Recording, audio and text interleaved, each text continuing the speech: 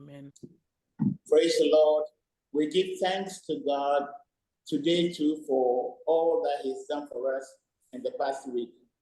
Nous remercions le Seigneur encore pour ce qu'il a fait pour nous dans les semaines passées.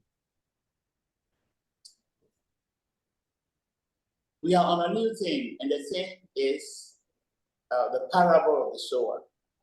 Et nous sommes en train de parler d'une nouvelle série et le titre c'est la parabole du semeur. Last week was our second lesson, and I realized that there was a lot, and I'll have to go back and split last week's lesson into bits and pieces so that you'll be able to understand well. Et la semaine passée, j'ai réalisé que ce que je vous ai donné était compact et vraiment lourd. Et je suis reparti, j'ai divisé ça pour vraiment éclairer ça, pour que ça puisse être plus léger, plus compréhensible. This topic that I'm treating, it involves a lot. Ce sujet que je suis en train de traiter ou je suis en train d'enseigner, il y a beaucoup de choses dedans. It has to do with the most fundamental principles of the Christian life. Et ça a fait au principe fondamental de la vie chrétienne. Principles which are totally ignored in the church. Les principes fondamentaux qui sont totalement ignorés dans l'Église organisée. Sometimes you want to ask yourself the question, why was Jesus Christ looked on as an angry young man? Parfois, tu vas te poser la question, pourquoi, ça dit, on voyait Jésus-Christ comme un jeune homme tellement aigri. Qu'est-ce qu'il y a? Qu'est-ce qui se passait? You look at all his words in the Gospels, Matthew, Mark, Luke, John, the confrontation between him and the authorities, the Jewish authorities, and you see that most of the time he was angry. Et quand tu vois dans les évangiles Matthieu, Marc, Luc et Jean, tu vas voir qu'il y avait une confrontation entre lui et les autorités juives. Et dans ces lectures, tu vois qu'il était aigri. So why was this young man, 30 years old, young man, so angry? Pourquoi ce jeune homme de 30 ans était tellement aigri de la sorte? It is because as the Son of God, as the one that is one with God, reigning in heaven with God, when he came to the earth and he saw what the people who are supposed to be the children of God or the nation of God, when he saw what he was doing, they were doing, it was completely opposite what the Father wanted them to do.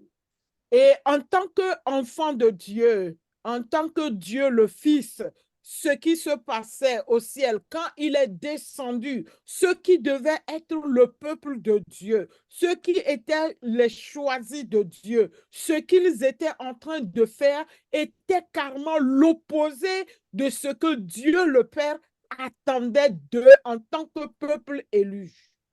Everything that the Father had told them through the mouth of the prophets, the law and the Psalms in the Old Testament, they threw them away or interpreted them in their own parochial way. They interpreted the words of God to fit their own personal interests. Tout ce que Dieu le Père leur a dit à travers la loi, les prophètes et les psaumes, qu'est-ce qu'ils ont fait? Ils l'ont interprété. D'une part, ils ont rejeté ça, et ce qu'ils n'ont pas rejeté, ils ont interprété ça d'une manière pour satisfaire eux-mêmes leurs besoins ou leurs intérêts. And they were proud and calling themselves children of God. Et ils étaient tellement fiers et ils se nommaient enfants, ils s'appelaient enfants de Dieu. And they're looking at themselves as being superior to all the other races of the earth. Et ils se regardaient comme étant la race supérieure par rapport à d'autres races qui étaient dans le monde. because they were quote unquote children of Abraham. Parce qu'ils étaient entre parenthèses, entre guillemets, enfants de Abraham. But Jesus Christ told them in John chapter 8, verse 40 onwards, if Abraham were your father, you will not kill all the prophets that the Father sent to you. Et c'est pourquoi Jésus leur a dit dans Jean chapitre 8 à partir du verset 40, en allant, si Abraham était votre père, vous n'allez pas tuer tous les prophètes qui vous ont été envoyés. If Abraham were your father, you will not seek to kill me. Si Abraham était vraiment votre père, vous n'allez pas chercher à me tuer. You are seeking to do the work of your father. Tu es en train de vouloir accomplir les œuvres, vous êtes en train de vouloir accomplir les œuvres de votre père. Satan, your father is Satan. You are children of Satan. Votre père est Satan et vous êtes les enfants de Satan. He is a murderer right from the beginning. Il est le meurtrier dès le commencement. And he is a liar and the father of all lies. Il est un menteur et le père de tout menteur et tout mensonge. And he says when he speaks a lie, he's just speaking from his own resources because he's full of them. Et quand il parle des mensonges, il dit des mensonges, il les puise dans ses ressources parce qu'il est rempli de mensonges. And Jesus said there is no truth in him. He is not able to walk in the truth. There's no truth in him. Jésus a dit qu'il n'y a point de vérité en lui. Il ne peut pas marcher dans la vérité. Il n'y a pas de vérité en lui. And let us remember this person who is a murderer and a liar and the father of all lies is the one Jesus Christ calls the prince of this world, the ruler of this world. Et rappelons-nous cet homme qui est le père du mensonge et de tous les mensonges, et il est le meurtrier dès le commencement. Jésus-Christ l'appelle le prince de ce monde, le contrôleur, celui qui règne sur ce monde. And Jesus Christ was telling them, you are doing the work of your father. I came to do the will of my father, Elohim, and you are doing the work of your father, Satan. Et Jésus leur dit, vous faites le travail de votre père qui est Satan. Moi, je suis venu pour faire la volonté de mon père Elohim. Moi, c'est ce que je suis venu faire. Ben, vous accomplissez les œuvres de votre père, le diable Satan. And they were mad at Christ for daring to say the holier than thou people. They are, the Sanhedrin and the priests and the scribes and Pharisees and Herodians, all those people that lorded it over the people. They were mad at Christ for daring to call them children of the devil. Et ces gens-là étaient mécontents, étaient aigris contre lui. Comment il peut oser les appeler les fils de Satan, eux qui sont les Sahédriens, eux qui sont les principaux sacrificateurs, eux qui sont les saints des saints, ceux qui sont des seigneurs sur les autres. Eux comme ça, lui, 30 ans, il ose les appeler enfants de Satan. Il était furieux contre lui. But why did Jesus Christ see them as children of Satan, children of the devil? Pourquoi Jésus les a regardés, Jésus les voyait comme enfants de Satan ou les enfants du diable? Because they were so far away. They are just at the opposite end of what the will of the Father for them was. Parce qu'ils étaient de l'autre côté, ils étaient tellement loin du côté opposé de ce qu'était la volonté du Père. If Jesus Christ were to come today, what do you think he would tell the organized church? Si Jésus était là où il devait venir aujourd'hui, que penses-tu qu'il va dire à l'église organisée? What do you think Jesus Christ would tell the popes and the archbishops and the bishops and the apostles and prophets and pastors and all the clergy. What do you think Jesus will tell them? Qu'est-ce que vous pensez que Jésus va dire à ses papes, ses évêques, ses archevêques, ses bishops, ses pasteurs, ses apôtres, ses évangélistes, ses soi-disant docteurs ou quoi que ce soit? Qu'est-ce que Jésus leur aurait dit aujourd'hui? What do you think Jesus Christ will tell the multitudes that are flocking into churches every Sunday? What do you think Jesus Christ will tell them? Qu'est-ce que vous pensez que Jésus aurait pu dire à ces multitudes qui rushent dans les églises chaque dimanche? The more there are churches, the more there's crime. Plus les églises se pullulent, il y a plus d'églises, plus le crime s'accentue. And the same people that are in the churches are the same people that are perpetrating the crimes in the world. Et ces mêmes personnes qui sont dans les églises, ce sont eux qui sont en train de commettre les crimes dans le monde. You look at the message that is being preached in the church, and that message has nothing to do with the message of the kingdom of God. It has nothing to do with the gospel that Jesus Christ brought to the earth.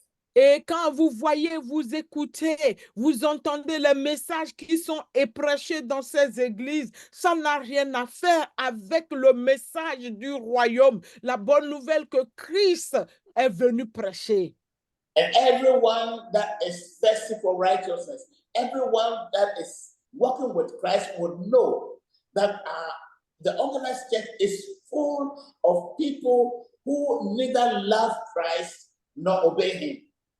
Et si vous avez la soif, vous êtes assoiffé de Christ et vous voulez connaître, vous voulez comprendre, vous allez comprendre que l'Église organisée est remplie des gens qui n'aiment pas Christ, qui ne sont même pas à la recherche de Christ. People who love Christ are beating their chests and lamenting to see the rebellion against church within the organized church. Et ceux qui rebellion against Christ within the organized church. Et ceux qui aiment Jésus-Christ, qui veulent vraiment vivre pour, tu vas les voir en train de se lamenter, se battre la poitrine, voyant la rébellion qui est dans l'Église organisée contre Christ.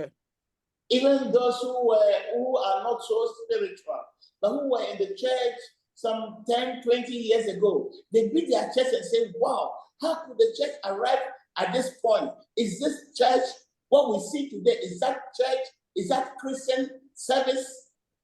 Et même ceux qui ne sont pas tellement spirituels, mais qui sont restés, qui étaient dans l'église pendant longtemps, 10, 15, 20, 25 ans, ils voient, ils disent, c'est quoi aujourd'hui? Comment l'église est arrivée à ce point-là? C'est ça la chrétienté. Même ces gens-là ont fait cette remarque et ils se frappent la poitrine. So what is going on? What's the source of the disobedience? People are not obeying Christ. They're not living, they are in church. They are doing religion. They don't care to know Christ. They don't care to obey him. They are certainly not obeying him. Quelle est l'origine de tout ça là? Les gens ne sont pas en train d'obéir Christ. Il n'y a aucune obéissance vis-à-vis de Christ. Mais ils sont dans les églises. Ce n'est pas leur souci. Ce n'est pas leur pensée, idée, ou ça dit, ce n'est pas ça pour ça. L'obéissance de Christ, ce n'est pas ça leur affaire dans les églises organisées. And the leaders of the church have come to accept that we cannot obey Christ. The words of Christ are too hard. We cannot obey. And instead of teaching people, like Jesus Christ says, go and make disciples of all nations, teach them to obey what I've said. They said, we cannot obey him. They are too hard. And instead, they give them religion to practice. Et qu'est-ce qui se passe? Les leaders des églises organisées, les responsables sont arrivés à accepter que les paroles de Christ sont tellement dures, sont difficiles à obéir. Alors, ils acceptent ça et disent, les gens, personne ne peut obéir. Et à la place, au lieu de les enseigner, comme il a dit, d'aller dans toutes les nations, de faire des nations ses disciples en les enseignant à obéir ces commandements, à la place, nous leur donnons la religion au lieu de l'obéissance de Christ. So they don't want to hear, people don't want to hear the words of Christ because they think it's too difficult. And so we just give them what they want to hear. And the word has searched, the word has come into the church.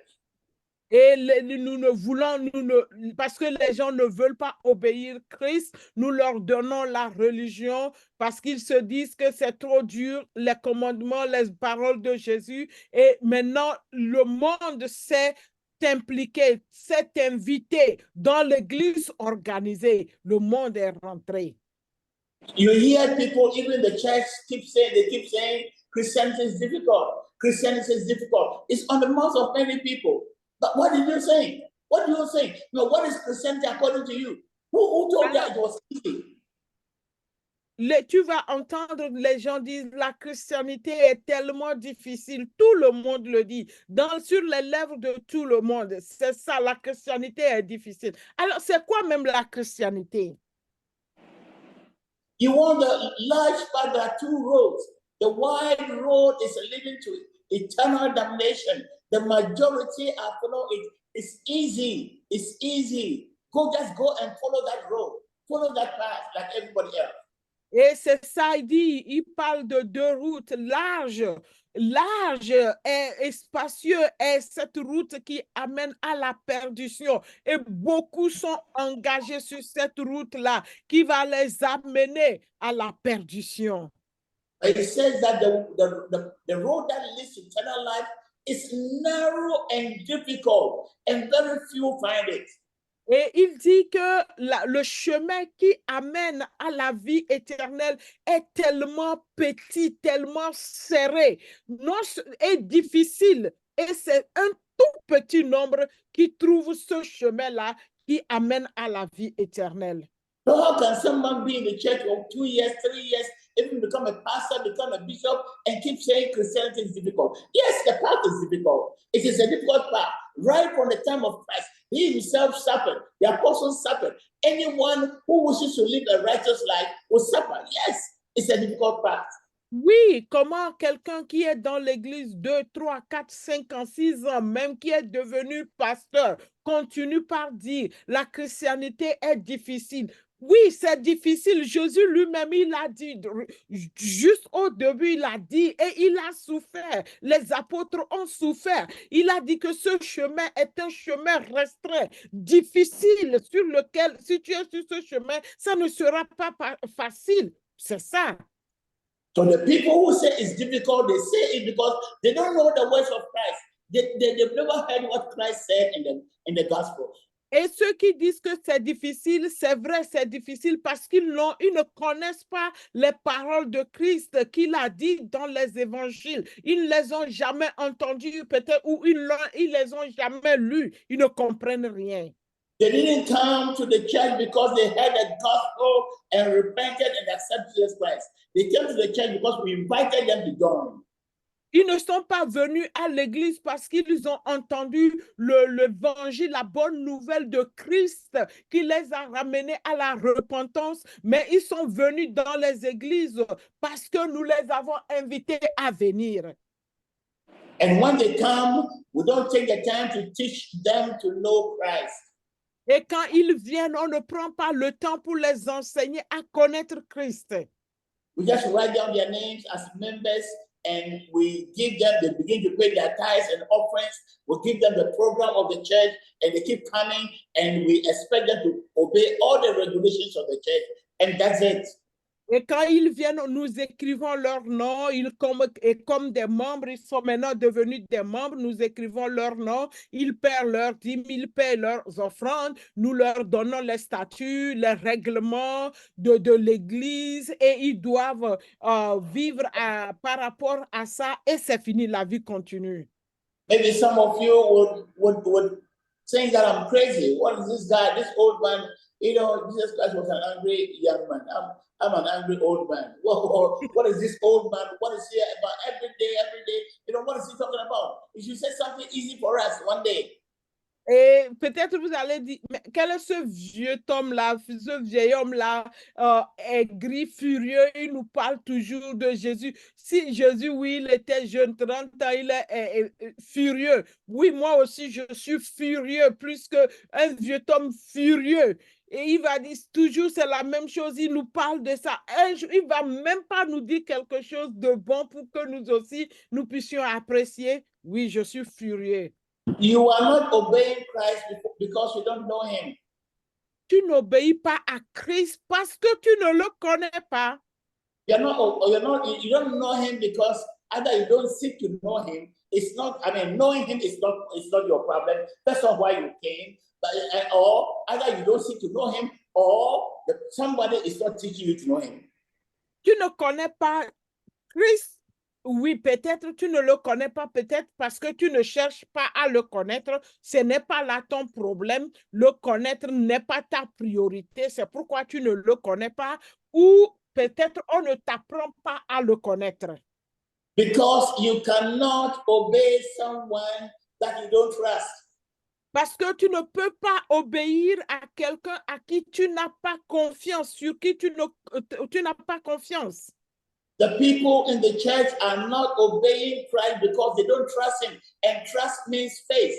When we say trust, when we say faith, we simply mean trust. Les gens ne peuvent pas obéir, les gens dans l'église organisée ne peuvent pas obéir à Christ parce qu'ils n'ont pas confiance en lui. La confiance, c'est ça qu'on appelle la foi. Quand on parle de la foi, c'est seulement faire confiance à quelqu'un. Ils n'ont pas confiance en lui, alors ils ne peuvent pas lui obéir. You see, we talk about faith like many things in the church. We just say faith, have faith, have faith. We even don't explain for people to understand what faith is. Et comme les autres choses aussi, au niveau des églises, on prononce et on utilise le langage, la foi. C'est quoi même la foi? On ne prend même pas le temps d'expliquer ce mot pour que les gens puissent comprendre ce qu'on est en train de leur dire. That's why it says, have faith in me or have faith in God. What it simply says is, trust me, trust God.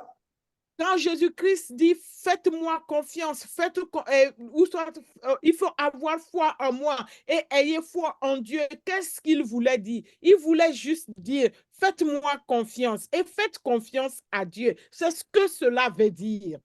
That's what the Greek word pisteo, you know, and the derivative pistis. Pisteo is trust, like a trustee. Trust. So faith is trusting God, trusting Christ.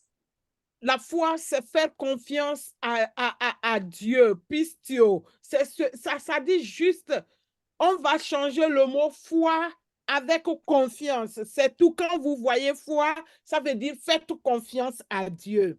But you cannot trust someone you don't know. Tu ne peux pas faire confiance à quelqu'un que tu ne connais pas. I gave several, illustrations in previous series. You cannot be maybe traveling. You're traveling at the airport and you're waiting to board the flight. You hold your bag full of dollars, and then you want to go to the washroom, and then you turn the bag full of dollars, millions of dollars, to someone sitting by you and say, "Keep it for me, I'm coming." Will you do that? Donc, nous avons fait un enseignement, nous avons donné des exemples par rapport à ce que nous sommes en train de dire. Beaucoup d'exemples. dans le passé. Et nous sommes même allés dire, par exemple, tu es en train de voyager avec des millions de dollars dans ton sac à l'aéroport. Tu veux aller utiliser les toilettes. Quelqu'un qui est assis à côté de toi, tu prends ton porte-monnaie ou ta valise qui est remplie de billets de l'argent avec les billets en dollars pour lui donner. Tiens-moi ça. Je vais aller utiliser les toilettes pour revenir. Est-ce que tu vas être fou? Tu es fou dans la tête pour donner cette valise-là à cette personne que tu ne connais pas. Tu es que juste assis à côté de toi. None of us would do that. Personne d'entre nous ne fera cette erreur-là en confiance. Why? Because we can't trust them. We can't trust them because we don't know them. Parce que nous n'allons pas faire cette bêtise-là parce que nous ne les connaissons pas. Tant donné que nous ne les connaissons pas, automatiquement, nous ne pouvons pas avoir confiance en eux. We cannot be sure that we'll come back and find them sitting there with all the millions of dollars intact, because they can just simply cancel their journey, boat, and leave the airport and go with the bag. Parce que nous ne sommes pas sûrs que nous allons revenir retrouver cette personne-là à qui nous avons confié notre mallette remplie de billets, les dollars, assis exactement là-bas comme un enfant gentil nous attendant pour nous remettre. Et aussitôt il prend ça, il peut annuler son vol, sortir et partir ou disparaître dans la nature. We also gave an example where you are sick and you are at home and someone knocks at the door. You open the door and here is someone dressed like a doctor with a stethoscope and comes and says, "Oh, I've been told you are sick. I'm coming to perform a surgical operation on your chest. Just go and lie down and I'll cut open your chest." Et nous avons aussi donné cet exemple d'un prétendu docteur qui vient taper à ta porte. Tu es dans ta maison, il vient cogner, il dit, oui, j'ai appris que tu es malade, je suis un médecin, je suis un docteur en médecine avec ses stéthoscopes sur le cou et je veux t'opérer. Va te coucher sur ton lit et je veux t'opérer. Nous avons donné cet exemple-là aussi quand on faisait ces enseignements-là. I'm sure you will get out of here and you are going to, clap the door behind him because you don't know him. You can't allow him to cut your chest open. You don't know him. Et je suis sûr que cette personne-là, vous allez la renvoyer aussitôt et fermer, claquer votre porte derrière parce que vous ne le connaissez de nulle part. Et il vient se présentant en tant que docteur et vous allez vous laisser vous opérer. Je ne pense pas que vous allez accepter ça. But when you go to hospital and you have a cardiac problem and they tell you you need a surgery, they give you a date, you go and you go there.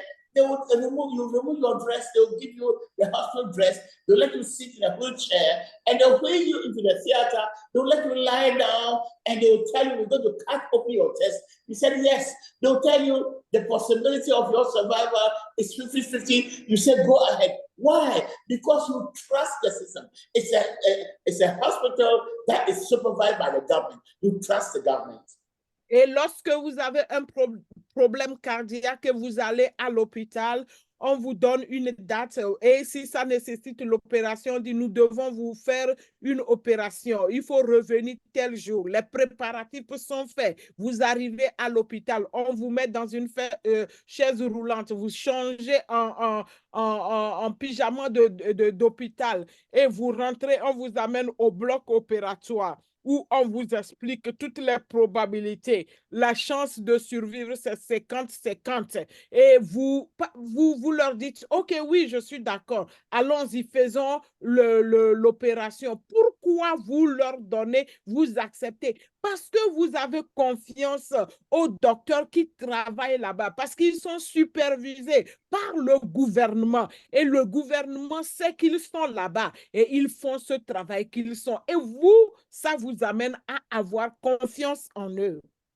The reason that Jesus Christ kept telling the disciples, you men of little faith, why don't you have faith? It's because they didn't know him. They were following him, but they never knew him. Pourquoi Jésus a continué à dire à ses disciples, vous, gens de peu de foi, vous, gens de peu de foi, vous, gens de peu de foi. Oui, il leur disait ça constamment parce que ses disciples le suivaient. Ils le suivaient, mais ils ne le connaissaient pas. Ils ne savaient pas exactement qui était Christ, mais ils l'ont suivi. C'est pourquoi il les a toujours dit, vous, gens de peu de foi. So Jesus Christ, the first task of Christ was to introduce himself to the people. First of all, he was introduced by the Father in the New Old Testament, and then John the Baptist came and pointed him out and said, "This is the Christ." And when Christ started ministry, he had to introduce himself as the Christ. Et qu'est-ce que le travail de Jésus était de s'introduire, de se présenter, de se montrer à ces gens. Premièrement, le Père l'a introduit, le Père l'a montré dans l'Ancien Testament. Lorsqu'il est venu, Jésus-Christ lui-même, il est venu sur la terre, Jean-Baptiste l'a indiqué, il l'a pointé, il l'a introduit, il dit, c'est celui le Christ. Ça dit, la mission qu'il a reçue maintenant, lui en tant que Christ, de se présenter aux gens en tant que Christ. The Holy Spirit came upon him and said, and the Father spoke again from heaven to the hearing of all the people. This is my beloved Son, in whom I'm well pleased. Et le Saint-Esprit aussi est venu sur lui et une voix s'est fait entendre par tout le monde. Il dit, celui-ci est mon fils bien-aimé en qui j'ai mis toute mon affection. So Jesus Christ began by explaining that he is the Christ. He says, Luke chapter 4, verse 18 onwards.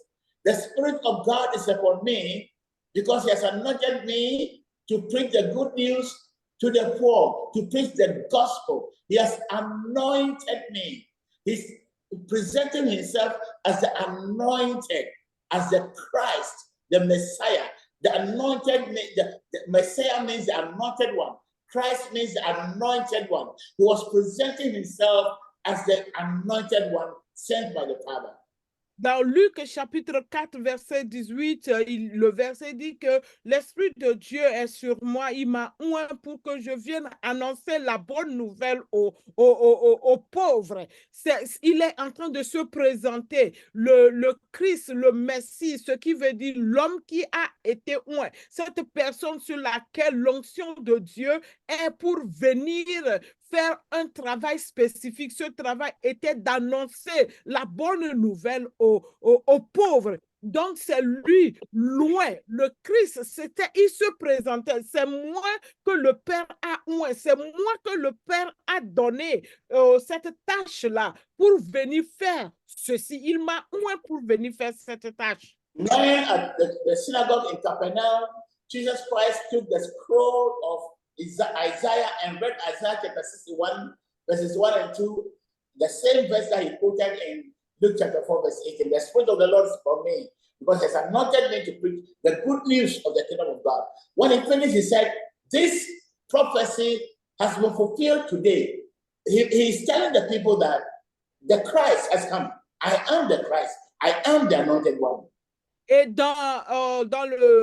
dans la synagogue à Capernaum, lorsqu'on lui avait donné le parchemin et il a ouvert Ésaïe 61, verset 1 à 2, le verset que nous venons de lire dans Luc chapitre 4, verset 18 qui dit, le Père m'a oint, l'Esprit de Dieu est sur moi. Il m'a oint pour venir annoncer la bonne nouvelle du royaume aux pauvres. Et lorsqu'il a fini de lire ce verset, il dit, c'est moi. Cette parole-là s'est accomplie parce que c'est de moi que ce verset-là parlait. C'est moi que le Père a oint. Il a donné son onction pour venir accomplir, pour venir annoncer la bonne nouvelle du royaume. The Jews were mad at him and they pushed him out in order to throw him down the cliff because they couldn't believe that he was the Christ. They had been waiting for the Christ, yes.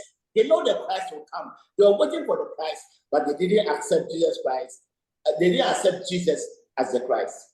Et quand il a dit ça, les Juifs étaient furieux contre lui. Ils l'ont sorti, ils l'ont voulu le pousser pour qu'il tombe dans un ravin parce qu'il a osé dire que c'est lui le Christ. Oui, il savait que le Christ devait être envoyé. Celui qui sera oint pour annoncer la bonne nouvelle devait être envoyé. Et lui, maintenant, il dit que c'est lui, ce Christ-là, celui-là qui a été oint. Lui, Jésus, c'est lui, le Christ qui a été oint. Il ne So s'est the pas bone ce message. of contention was that, was Jesus the Christ? Et cette contention, contagieux qui était entre eux, lui et ses contemporains en ce moment, est-ce que c'est Jésus le Christ? We are waiting for the Christ. We are waiting for the Christ. In Hebrew is the Messiah. In Greek is the Christ. So the two are the same. We are waiting for our Messiah. We're waiting for the Christ. But is this Jesus the Christ? Oui, nous attendons le Messie en hébreu, Christ, Christ en grec. Nous l'attendons. Est-ce que ce Jésus-là, ce Jésus que nous connaissons, c'est lui le Messie, c'est lui le Christ que nous attendons depuis des années? Est-ce que c'est lui? So Jesus himself and the disciples, after he had left, all their efforts were concentrated on proving to the people that Jesus was the Christ. Et Jésus-Christ lui-même, à son temps, pendant qu'il était encore sur cette terre, tout ce qu'il faisait, c'était pour prouver que c'est lui, Jésus, qui est le Christ. Et après lui, tous les efforts qui ont été fournis par ses apôtres, c'était pour leur démontrer, pour leur dire que oui, effectivement, ce Jésus-là, c'est lui le Christ qui devait. Today, we just say Jesus Christ. We added a title to his name and we say Jesus Christ. We don't even know any difference. We don't even understand the significance of the Christ.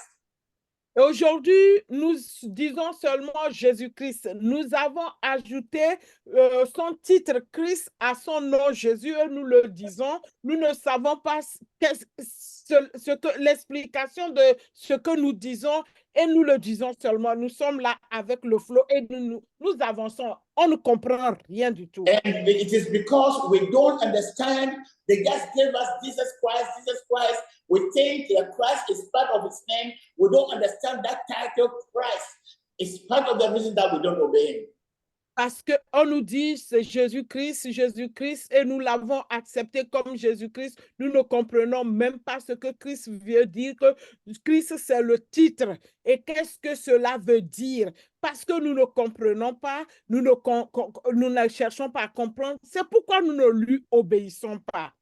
The reason that they had to explain and keep explaining for the people to understand that Jesus was the Christ, because that title Christ meant something to all humanity. It meant something. When you understand what Christ is, there is an action. It demands you to put up a certain attitude.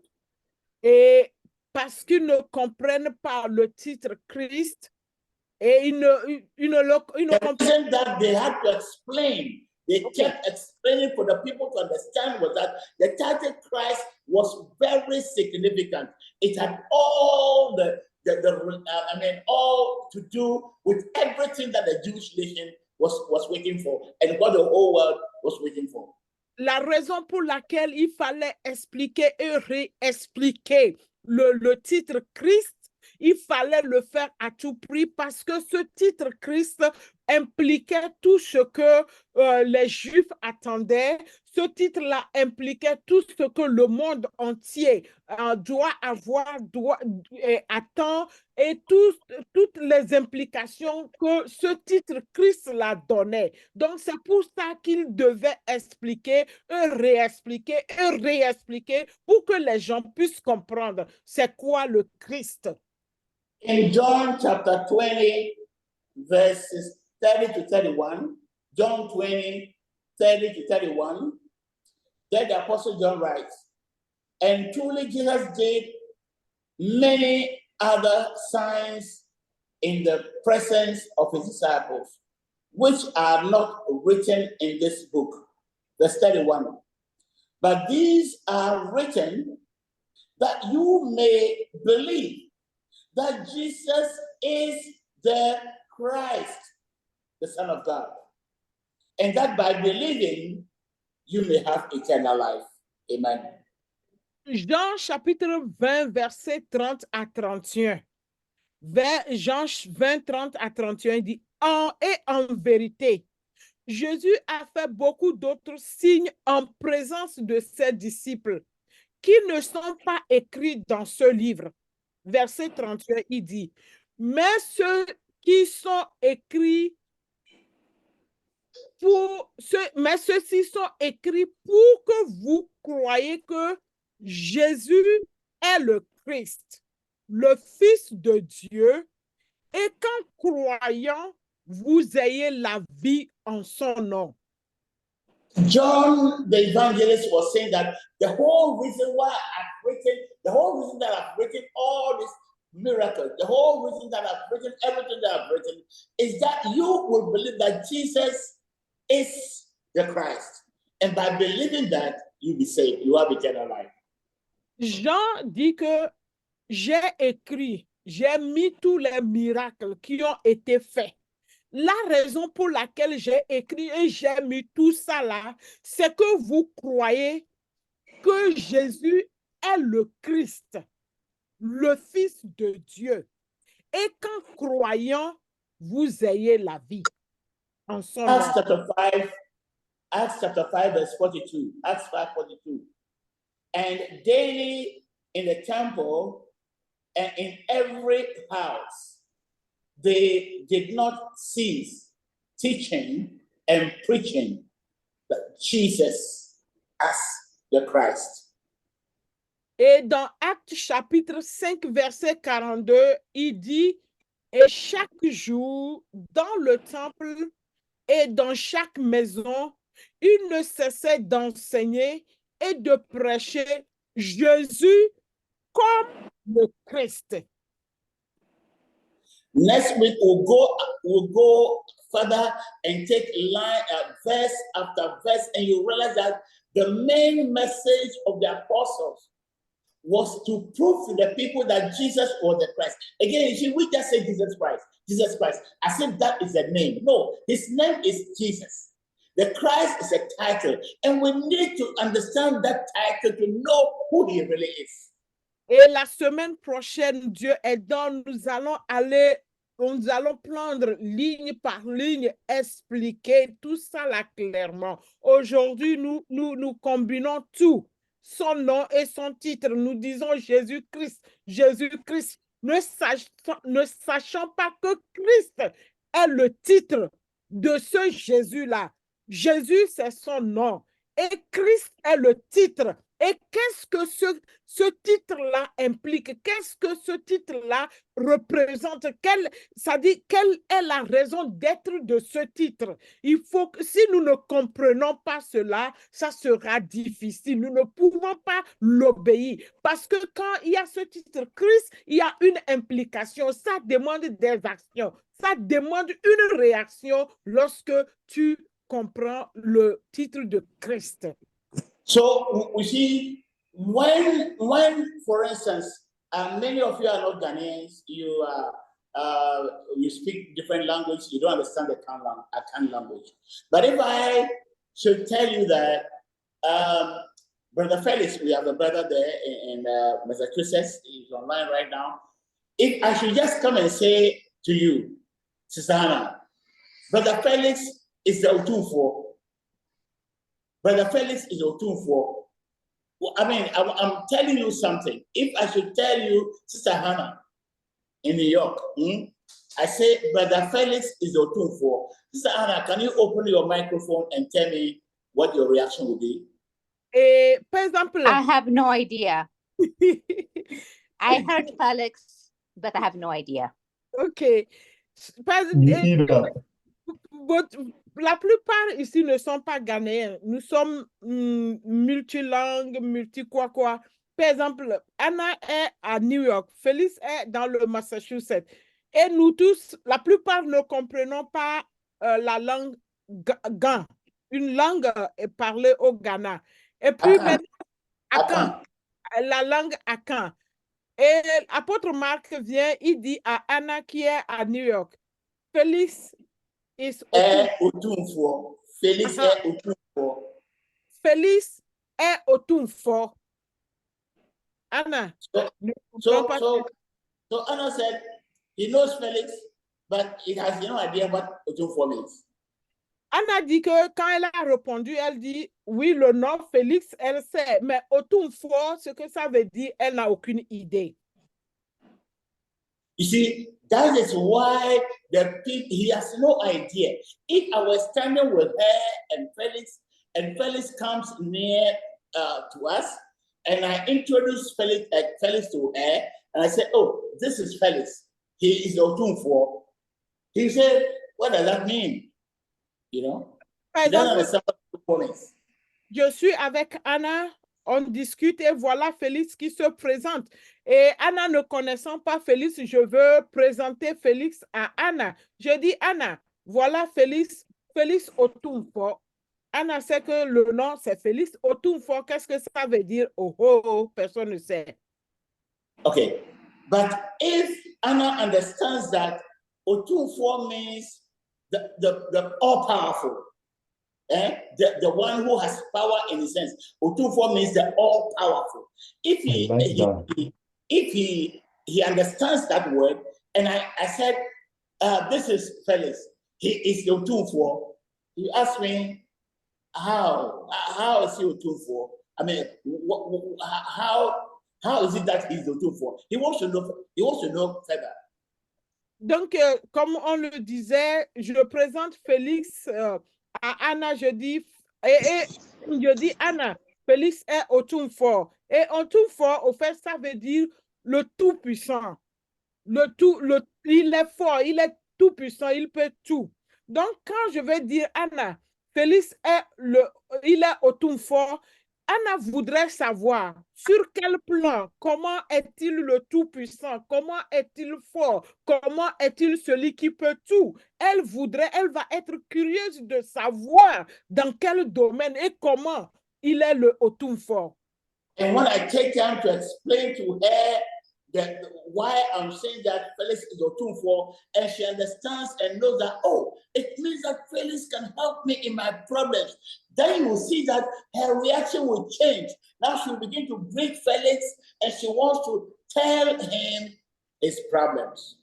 Et quand je vais aller expliquer Otunfo à Anna dans quel domaine Félix est Otunfo, oui, Félix, il sait, il a la capacité de résoudre les problèmes, il peut t'aider dans ceci et tout ça là. Et quand Anna viendra à comprendre ça, que lui, ce Félix dont on lui présente comme le Otunfo, tu vas voir que la réaction de Anna va changer. La façon de parler de Anna vers Félix va changer. Elle va se tourner vers Félix. Comment commencer par le saluer, se présenter et commencer par lui exposer ses problèmes. So Anna is my spiritual daughter.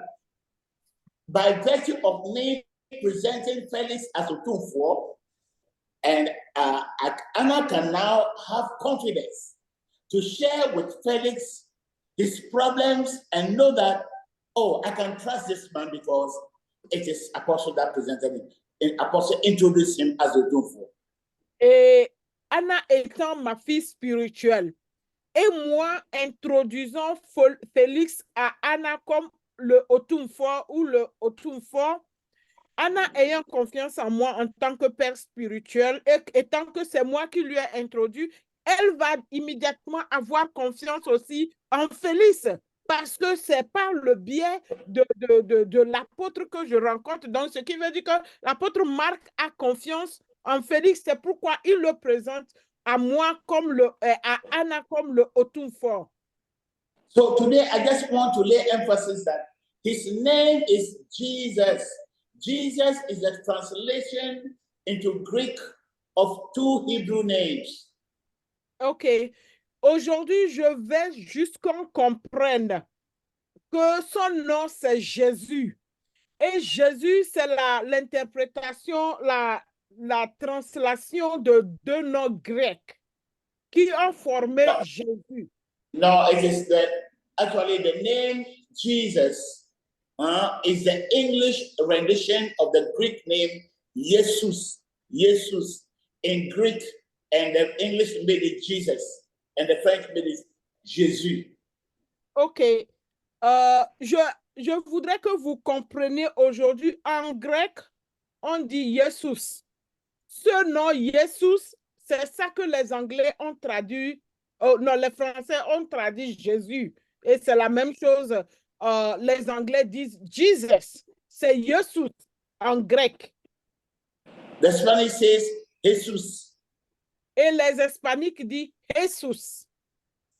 But all these are translations of his original Hebrew name. Et tout ça là, c'est la tradition de son nom original en hébreu. C'est de l'hébreu, on a traduit tous ces noms-là dans différentes langues. His original Hebrew name that was given him when he was born, when they went to the temple, the name that Jesus gave him, that the angel gave to Mary and Joseph to be given to him, is Yahuwah Yahushua. Two names, Yahuwah Yahushua. Et le nom original en hébreu que les anges ont donné à Marie et à Joseph de lui donner quand il sera né, son nom original, c'est Yahuwah Yahushua. Yahuwah Yahushua. Yahuwah Yahushua. C'était le nom que les anges ont donné à Marie et à Joseph de nommer cet enfant qui va naître de Marie. So the name that the father gave to his son is first his own name, Yahuwah. Et le nom que le père a donné premièrement à son fils, c'est Yahuwah. And then Yahushua, which means the savior or the one who will save. Et Yahushua, qui veut dire sauveur ou celui qui va sauver. So his original name is Yahuwah Yahushua, the eternal one who will save, or God who will save, God the Savior. Et son nom original, c'est Yahuwah Yahushua. Ça veut dire l'Éternel qui sauve ou l'Éternel qui va sauver. The two names were abridged, put together, and it became one name, Yahushua. Yahushua. One name, the two names put together into one name, Yahushua. Et les deux noms sont combinés pour donner Yahushua. And then, as normally when there are two names, as we speak, we make them shorter and shorter. So Yahushua became Yeshua, Yeshua. And again in English, they say Joshua, Josue. So the name Joshua is the name of Christ. Jesus is Joshua. Yahuwah, Yahushua made into one name, Yeshua. Donc, quand un nom est long, parfois dans la prononciation, il devient de plus en plus court. Yahuwah, Yahushua est devenu Yeshua, Josué, qui veut dire Jésus. On a rétréci ça au fur des temps et c'est devenu plus court maintenant. So that is his name, Yeshua in Greek, Jesus, Yeshua in Hebrew, Jesus in Greek, Jesus in English. Donc, en hébreu, c'est Yeshua. En grec, c'est Jesus in Greek. En grec, c'est Iesus. Et en anglais, c'est Jesus. Et en français, c'est Jésus. That is a name, that is his name. That is his name. That's the name that was given to him. Ça, disons, on va dire que c'est son prénom qu'on lui a donné. C'est le nom qu'on lui a donné. The title Christ, Mashiach, or the Messiah is a title that has meaning that we need to understand. Mais le titre qui lui a été donné, qui est Meshiach ou Messie, a une explication que nous devons comprendre. Mashiach means the anointed one, the one that has been anointed. Meshiach ou Messie, ça veut dire celui qui a été oint. Ou And the Messiah in Hebrew is what is translated into Greek as Christos, and in English, Christ. Le Messiach en hébreu, c'est ça qu'on a traduit en grec Christos. Et puis en anglais, Christ ou en anglais ou français, Christ. C'est ce Messie qui a été traduit. The translations are so long that if people claim to be teaching the Bible, don't take time to study, will just be deceiving people, throwing dust into the eyes of the people, just keeping them in ignorance and will die and go to hell. Et avec ça, les gens enseignent la Bible sans savoir, sans chercher à comprendre ce que cela veut dire exactement. Et nous retenons les gens dans l'ignorance et ils meurent et ils vont en enfer. Christ or the Messiah, that three titles that we're going to be dealing with. The Son of Man, the Messiah or the Christ, and the Lord, the Krios. These three names, they are very important. They all mean one thing. They all have to do with the reign of Christ as the King of the kingdom of God on earth. Donc, il y a trois noms, le titre de Jésus, dont nous allons en parler. Le Fils de l'homme, le Christ ou le Krios. Okay, so, yes. So, the Son of Man, the Christ or Christos, and the Krios. That's the Son of Man, the Anointed One, and the Lord. Le Fils de l'homme, le Créateur, le Messie ou le Christ. Est-ce que vous pouvez reprendre doucement un à un pour que je puisse vraiment mieux comprendre? The Son of Man. Le Fils de l'homme. The Son of Man first. Le Fils de l'homme, premièrement. The Messiah or the Christ. The Messiah is in Hebrew, the Christ is in Greek. So the Messiah means the Christ. Le Messie en grec et en hébreu et Christ en grec. Ça veut dire, le Messie veut dire Christ. Donc, on parle du Fils de l'homme. Anointed one. That means the anointed one. Le Fils de l'homme, le Christ, loin de Dieu. And then the Krios, which is the Lord. Et le Krios qui est le Seigneur. Oui, le Seigneur. We're going to be studying these three titles. Nous allons parler de ces trois titres-là. In the parable of the sower, he said, the sower is the Son of Man. We need to know what that means. Et dans le parabole du semeur, il a dit, le semeur, c'est le Fils de l'homme. Nous devons comprendre ce qu'il voulait dire par là. And he says the seed is the gospel of the kingdom of God. We need to know what the gospel is. Et il dit que la bonne nouvelle, la semence, c'est la bonne nouvelle du royaume des cieux. Nous devons savoir c'est quoi la bonne nouvelle. I want to end here, and I just want to tell you, brother, don't deceive yourself, and don't let anyone deceive you. Je vais mettre fin, je vais m'arrêter aujourd'hui ici, mais je veux juste vous dire de ne pas vous tromper et ne laisser personne vous tromper également. You can just continue to do church. And then you close your eyes in death.